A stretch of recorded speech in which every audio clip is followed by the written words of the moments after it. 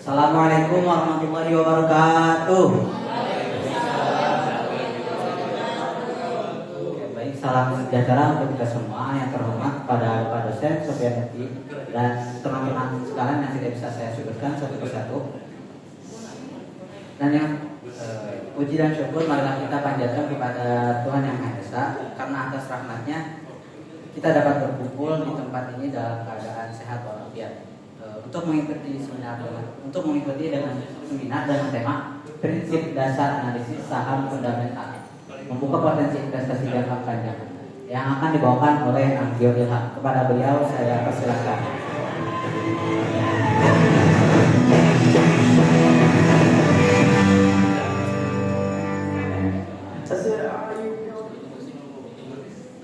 Selamat pagi teman-teman. Assalamualaikum warahmatullahi wabarakatuh. Selamat pagi teman-teman semua, Bapak, Ibu. Senang sekali saya bisa hadir di sini bersama teman-teman. Nah, saya mulai dari sebuah cerita nih teman-teman. Pernah nggak teman-teman dengar ada orang beli saham itu karena ikut-ikutan, sahamnya lagi tren. Terus apa yang terjadi setelah itu? Sahamnya menaik, tapi kadang juga bisa nyangkut, sahamnya naik sementara. Kenapa bisa begitu teman-teman? Karena kebanyakan orang-orang itu lihat saham itu dari harga saja, bukan dari nilai. Nah, sebelum saya masuk ke PPT ini, saya mau kasih konsep dasar dulu di papan tulis ini. Gimana sih penjabaran gitu? Nah, sebelum kita masuk itu saya kasih secara garis besar dasar-dasarnya ya. Jadi kita pertama itu kita analisis saham ya. Analisis. Nah, apa aja sih dari analisis saham itu? Ada namanya itu fundamental. Fundamental. Apa sih fundamental analisis? Nah, kita itu pertama kita fokus kepada intrinsik. Fokus pada intrinsik sahamnya. Intrinsik dari nilai keuangan. Nilai keuangan. Lalu apa sih tujuannya kalau kita udah dapat intrinsik dari keuangannya? Nah, di situ kita bisa menilai apakah saham itu atau perusahaan itu undervalued atau overvalued. Over, tulisannya mau 50 saya sejalan saja. Overvalued. Gitu tujuannya. Terus apa sih komponen dari fundamental tadi? Nah, itu kita butuh namanya itu laporan neraca keuangan. Neraca keuangan, terus sama arus kas gitu. Apa aja lagi sih? Nah, kita di situ kita udah ketika kita sudah baca laporan keuangan sama neraca arus kas perusahaan tersebut, kita bisa lakukan perbandingan rasio namanya. Ada namanya itu rasio, namanya itu DIR dan juga rasio WIR. Oh iya. Itu adalah dari komponen-komponennya. Terus apa sih karakter dari fundamental itu teman-teman? Nah, karakter dari fundamental itu jelas untuk investasi jangka panjang. Jangka panjang, dan kita perlu mendalami perusahaan tersebut yang mau kita beli. Pendalaman yang lebih mendalam, pendalaman perusahaan. Lalu apa lagi? Nah, tentunya faktor dari internal kita udah lihat perusahaan, kita keluar dong lihat gimana sekarang ekonomi potensinya dengan prospek atau potensi ekonominya dan pengaruh ekonomi makro. Nah begitu, itu adalah sedikit konsep dari fundamental. Ada juga konsep dari analisis menggunakan teknikal. Teknikal ini berbeda dengan fundamental teman-teman. Jadi konsepnya apa sih gitu kan? Nah konsep itu dia berdasarkan dari perdagangan saham berdasarkan volume perdagangan saham. Nah begitu. Apa sih yang dia lihat? Dia cuma melihat dari namanya itu statistik atau pergerakan harga. Buat apa dia pergerakan harga itu? Yaitu gunakan untuk memprediksi harga kedepannya. Gimana sih karakternya? Jelas, karakternya itu untuk jangka pendek, cocok untuk dia investor jangka pendek. Bukan investor sih, lebih trading. Karena investor itu jangka panjang. Nah, jangka pendek, apa sih karakternya lagi? Dia menggunakan metode RSI atau MCAD. Juga menggunakan candlestick atau line bar sama line bar, candlestick. Itu ada lain-lain. Nah, lalu bagaimana kalau kita di perbandingan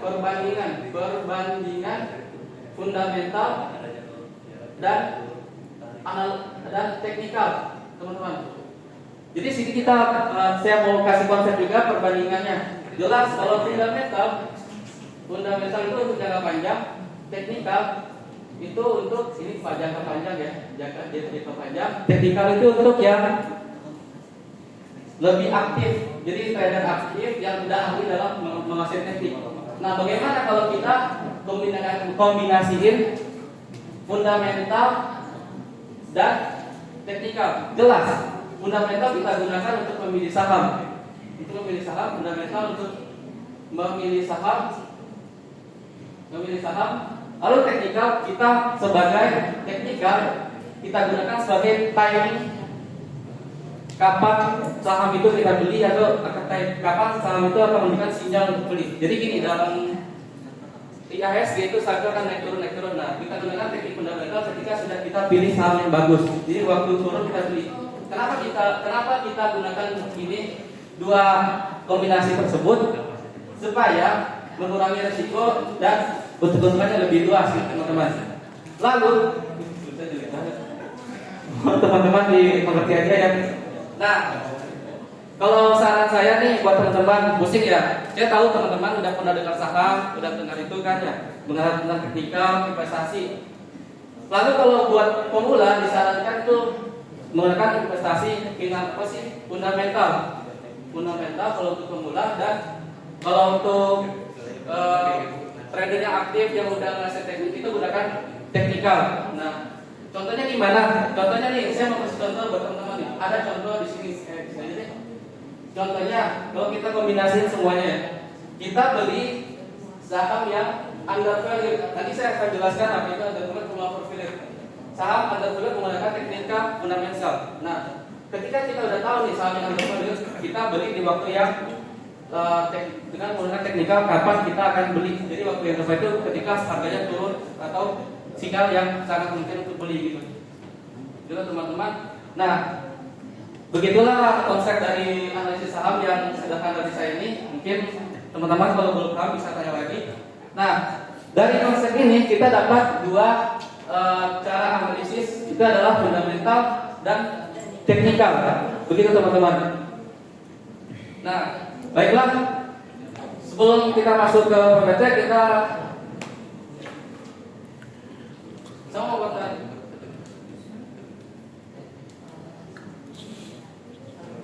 buat teman-teman semua, Bapak Ibu, apa sih tujuan investasi teman-teman? Kenapa sih teman-teman punya investasi? Perlu investasi? Oke. Ada 3 alasan untuk kita perlu sadar akan investasi. Alasan pertama itu untuk menumbuhkan modal, pertumbuhan modal. Dan alasan kedua, jelas kita mendapatkan dividen atau passive income. Kita kalau belum kerja, kita udah dapat dividen, begitu. Terus apalagi sih alasan ketiga? Ya jelas, untuk melindungi kekayaan kita dari inflasi. Jadi kesimpulan dari kenapa sih kita perlu investasi itu? Jadi tujuan investasi itu bukan untuk cari keuntungan cepat, teman-teman, tapi untuk mempertahankan atau merencanakan rencana kehidupan kita di masa depan agar lebih aman, agar kita lebih bijak ya teman-teman. Nah, kita langsung nih fundamental dengan teknikal. Saya mau bayangkan nih kepada teman-teman, seorang nelayan melihat air nih yang lagi kayak berapa sih banyak ikan kayaknya gitu kan, dia langsung berjalan. Itu teknikal teman-teman. Karena apa? Dia cepat, tapi belum tentu hasilnya sementara gitu. Sedangkan ada satu nelayan, dia tuh mempelajari kayak musim atau siapa sih kayak musim, waktu yang tepat mencari ikan, dan pasti potensi ikan itu di mana, mempelajari tentang alam gitu kan ya. Nah, itu namanya fundamental, jadi dasar.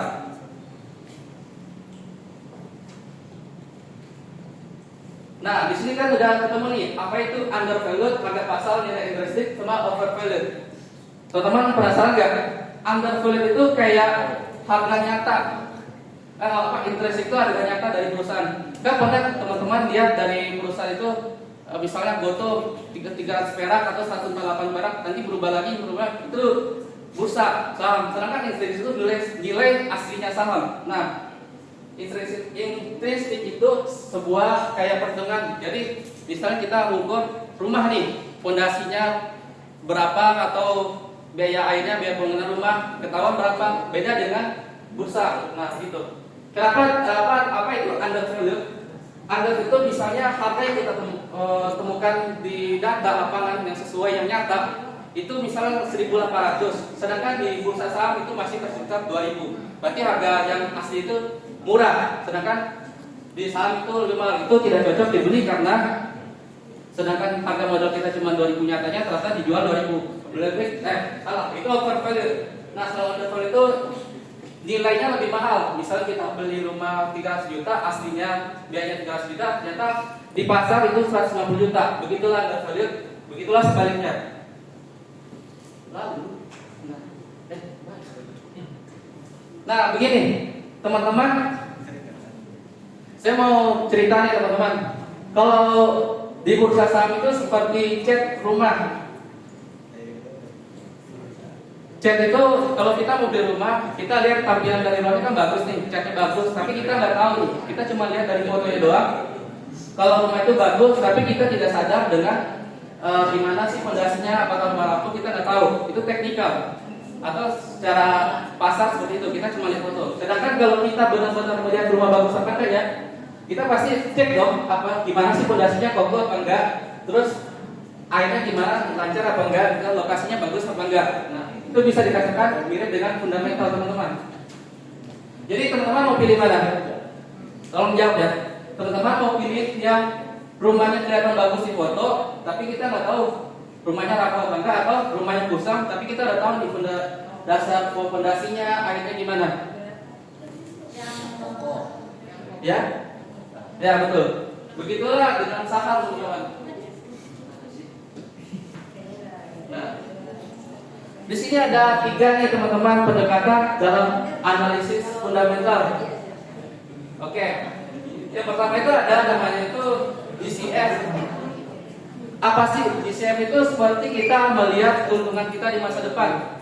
Lalu ada namanya itu DDM. Nah, dividen itu kayak pembagian dari keuntungan itu. Jadi kita kalau itu harus masuk, dividen itu keuntungan. Lalu rasio itu seperti kita membandingkan rumah kita dengan rumah tetangga. Padahal rumah kita sama dengan tetangga, tapi harganya tidak bisa beda gitu kan. Lalu, nah di sini misalnya kayak ini rumah kita saham A, ternyata lebih murah dari harga, nilainya daripada harga pasar yang rata-rata. Berarti kita bisa katakan undervalued. Oke, kayaknya teman-teman sudah pusing ya? Pusing ya? Oke, nah kita langsung ke praktek nyatanya aja deh. Nah, di sini udah melakukan analisa nih pada saham Bank BRI. Ada dijelaskan situ PIR-nya itu nih, PIR 12 kali. Sedangkan PIR industri bank itu 15 kali. Ngerti nggak maksudnya teman-teman? Jadi kayak teman-teman beli mesin fotokopi nih, H1 fotokopi dengan harga 12 juta, tapi keuntungan rata-rata 1 juta. Berarti kalau kita butuh buat balik modal butuh 12 kali keuntungan. Tadi 1 juta sama 2 kali balik modal. Sedangkan mesin fotokopi satu lagi harganya 15 juta, tapi keuntungan rata-ratanya sama 1 juta. Nah, teman-teman pilih mana?